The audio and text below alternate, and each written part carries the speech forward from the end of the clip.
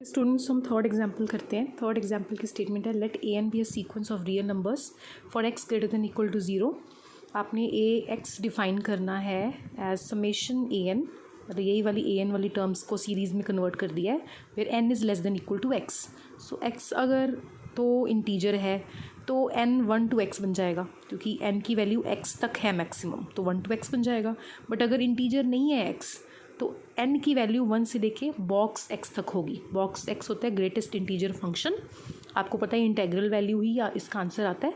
जैसे box of 2.5 आपको पता है कि इसका आंसर 2 आता है, तो बेसिकली समेशन जो होता है वो इंटेग्रल वैल्यूज़ पे रन करता है ना, इसलिए 1 से लेके बॉक्स x। तो अगर x इंटीजर है तो box x is equal to x only, अगर इंटीजर नहीं है तो बॉक्स x की जो भी इंटेग्रल वैल्यू आएगी आपका समेशन वहाँ तक रन करेगा। ठीक है, और इसके आगे लिखा हुआ है कि let f have a continuous derivative in the interval 1 से a के बीच में इसका कॉन्टीन्यूस डेरिवेटिव है। आपको प्रूव करना है summation a n f x is equal to -1 to a x f dash x plus a f a। So continuous derivative होने के कारण हमने पीछे एक रिजल्ट किया था कि f डैश एक्स को तुम डी एफ एक्स लिख सकते हो। ठीक है, और इसको इंटीग्रेशन बाय पार्ट सॉल्व कर लो। इंटीग्रेशन बाय पार्ट्स में इसको फर्स्ट फंक्शन ले लो ए एक्स को, इंटीग्रेशन ऑफ सेकंड इसकी इंटीग्रेशन लोगे तो डी इंटीग्रेशन के साथ कैंसिल हो जाएगा, एफ एक्स रह जाएगा, minus integration differentiation of first इसकी डिफ्रेंसिएशन डी ए एक्स आ जाएगी, इसकी इंटीग्रेशन एफ एक्स आ जाएगी। इसमें लिमिट्स पुट कर दोगे तो a f a minus a one F one इस ये सेम एज इट इज़ आ जाएगा। Given that a x is equal to, आपको ए एक्स गिवन है क्वेश्चन में, ये दिया हुआ है ना। सो आपको अब ये थोड़ा सा और सिंप्लीफाई करना है, इसको और सिंप्लीफाई कर लेते हैं इसको। ठीक है, तो दिस इज़ इक्वल्स टू, ये पीछे हमने रिजल्ट पढ़ा है आर्टिकल आई थिंक 7 या 8 में किया था हमने, या 9 में किया था आई थिंक, कि इंटेग्रेशन को समेशन में तुम कन्वर्ट कर सकते हो और समेशन को इंटेग्रेशन में कन्वर्ट कर सकते हो। तो जो भी इंटेग्रेशन की लिमिट्स हैं जैसे 1 to 2, तो समेशन में एक लिमिट बढ़ जाएगी 2 से बॉक्स ए हो जाएगा, क्योंकि इसका नहीं मुझे पता ना कि इंटेग्रल है कि नहीं है, बट समेशन तो इंटेग्रल वैल्यूज़ पे रन करता है। सो इसलिए 2 से लेके बॉक्स ए, साथ में आ जाएगा ए एन, ए इसकी हेल्प से ए एन आ जाएगा और एफ एक्स का बन जाएगा एफ एन।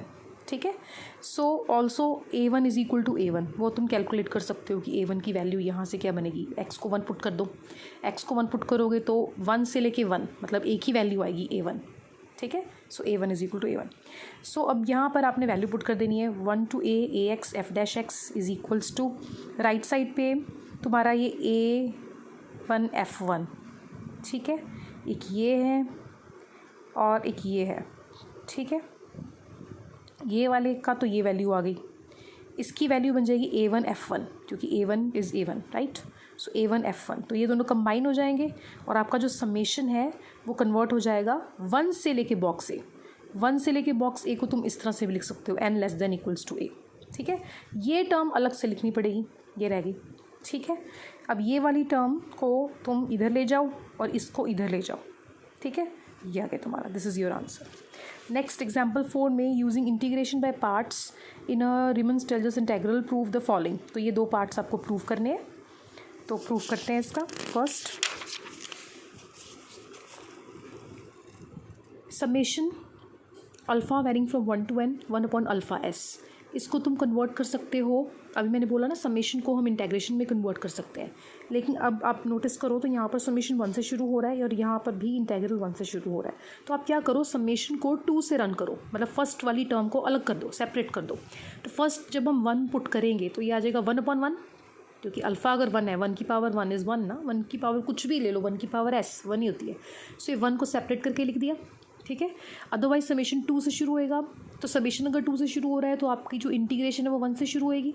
ठीक है, तो आपके पास फंक्शन क्या बनेगा, ये ऊपर चला जाएगा तो अल्फ़ा की पावर माइनस एस, उसको एक्स में कन्वर्ट कर दो, एक्स की पावर माइनस एस, साथ में डी ऑफ बॉक्स एक्स। ये हमने करा है result article number I think 9 में करा था हमने, तो 9 में करा था। लेट्स सी, ये 9th आर्टिकल है आपका, ये देखो करा है ना आपने कि summation is equal to integral, summation अगर 1 से शुरू हो रहा है तो इंटेग्रल 0 से शुरू होगा, एफ आई की जगह एफ एक्स आ जाएगा, साथ में डी ऑफ बॉक्स एक्स। ठीक है ना, तो यही चीज़ तुमने यहाँ पर अप्लाई कर दी है एग्जाम्पल नंबर 4 में। तो जो भी आपका फंक्शन एक्स में कन्वर्ट करा, और आपका अगर समेशन 2 से शुरू हो रहा है तो इंटेग्रल 1 से शुरू हो रहा है। ठीक है, यहाँ पर समेशन वैसे 1 से लग रहा है, बट मैंने समझा दिया कि क्यों मैं 2 बोल रही हूँ, क्योंकि फर्स्ट टर्म को सेपरेट करके लिख दिया है, राइट। फिर इसको बस थोड़ा सा सॉल्व कर लो, इंटीग्रेशन बाय पार्ट्स कर लो इसकी। इंटीग्रेशन बाय पार्ट्स, ये आर्टिकल नंबर 4 का रिजल्ट लगा रहे हैं इसको सॉल्व करने के लिए ना, इसको सॉल्व करने के लिए ये वाले इंटेग्रल को। +1 तो अलग से लिखा पड़ा है, ये देखो इंटेग्रल को सॉल्व करके 3 टर्म्स आ रही हैं। ये कैसे आ रही है? By using article 4। आर्टिकल 4 में हमने पढ़ा था a to b fx d alpha x, वही इंटीग्रेशन बाय पार्ट्स ही बोलते हैं इसको। fb alpha b minus fa alpha a minus a to b alpha x d f x। तो इंटीग्रेशन बाय पार्ट्स अप्लाई करोगे तो यही बनेगा आपका। First function as it is, second function की डिफ्रेंसिएशन, इंटीग्रेशन, ऐसे करके आप सॉल्व कर लो। डायरेक्ट रिजल्ट पुट कर दो अगर इंटीग्रेशन पे पार्ट्स नहीं लगाना चाहते हो तो, बट रिजल्ट मेंशन कर देना कि ये इंटीग्रेशन ऑफ पार्ट्स का रिजल्ट होता है। आर्टिकल नंबर 4 में आप देख सकते हो डिटेल में जाके, ठीक है। तो उसके बाद आप बस इसकी थोड़ी सी और सिंप्लीफिकेशन कर दो। n इंटीजर है तो इसका बॉक्स n ही आ जाएगा, 1 इंटीजर है तो उसका बॉक्स 1 ही आ जाएगा, ठीक है। इसको आप थोड़ा सा और सॉल्व कर लो। डेरिवेटिव ऑफ x की power -s, derivative of x की पावर -s आपको सॉल्व करना आता है, -s आगे, ठीक है। इसका डेरिवेटिव आपको सॉल्व करना आता है, आई थिंक ये इसका डेरिवेटिव मैं थोड़ा सा यहाँ सॉल्व करके दिखा देती हूँ। सो ये आ जाएगा -s आगे, x की पावर -s -1, ठीक है। फिर ये x की पावर -s -1 नीचे चला जाएगा तो आपके पास आ जाएगा -s अपॉन x की पावर s + 1। तो ये देखो यही लिखा हुआ ना, ठीक है, box x as it is. तो ये -s बाहर निकाल दिया, माइनस प्लस हो जाएगा, इधर से ये टर्म्स -1 1 कैंसिल हो जाएंगे, n की पावर बन जाएगी -s + 1, ठीक है। तो ये हो गया, सारा कुछ पुट कर दीजिए यहाँ पर जाके ऊपर, सॉल्व कर लीजिए, आपका आंसर आ गया।